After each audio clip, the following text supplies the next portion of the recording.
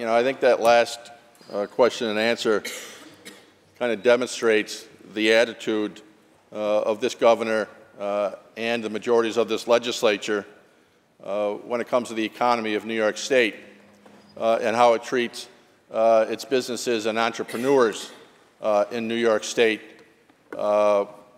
with a really unconscionable cost of doing business in this state compared to many other states, which in the end ultimately limits the opportunities that New York's entrepreneurs and businesses are able to offer up to the citizens of New York State through employment opportunities and other areas that we're missing out on because of the cost of doing business in New York.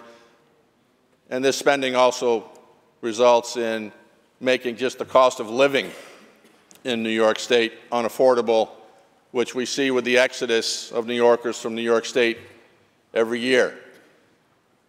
There's just been a report out in the last day or two from the IRS about the loss of adjusted gross income of the largest blue or Democrat-controlled states in the country. New York's second largest loss, losing adjusted gross income to other lower-cost states.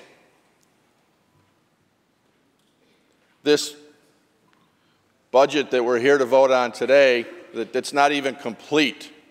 We don't even have the big ugly put together, which is going to have who knows what in it in the end. We don't know.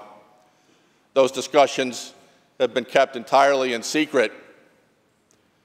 There's even really been very few leaks to the media that the media has put out on this during this behind closed doors budget negotiation. Yet we're being asked to vote on budget bills now when there are still probably the two most significant bills yet to get put into print to know how this whole budget comes together. We don't know that. But we do know what the overall spending is going to be, about $230 billion. And this is the 5th year of one-party control in this state. Spending in the state has increased by about $60 billion in those 5 years.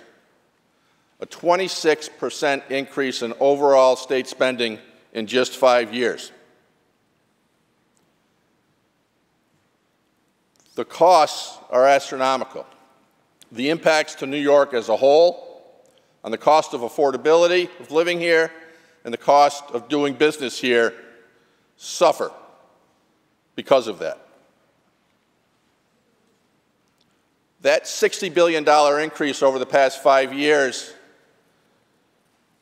is larger than the entire budgets of, I think, about 35 states in this country. 35 states annually spending less than just what our increase has been in the last 5 years.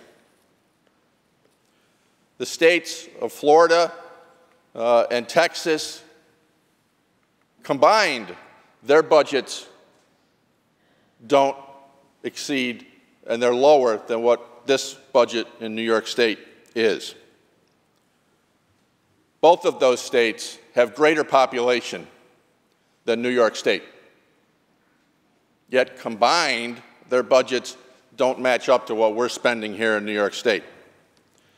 And before you jump to conclusions and say, well, those are big red states, they're conservative, they don't provide the services we provide, they don't do this, they don't do that. The state of California, with double the population of the state of New York, we spend in this state, in this budget, 50% more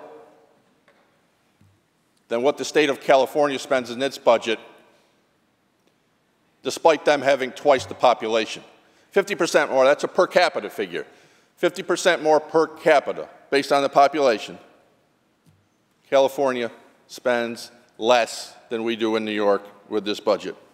It's unconscionable spending that's out of control. It's unsustainable.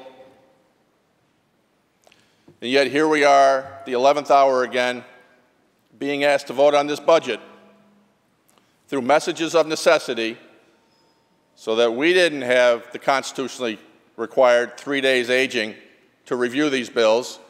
The citizens of New York have not had the opportunity to review these bills and tell us, their representatives, what they like or don't like, whether I should be voting up or down.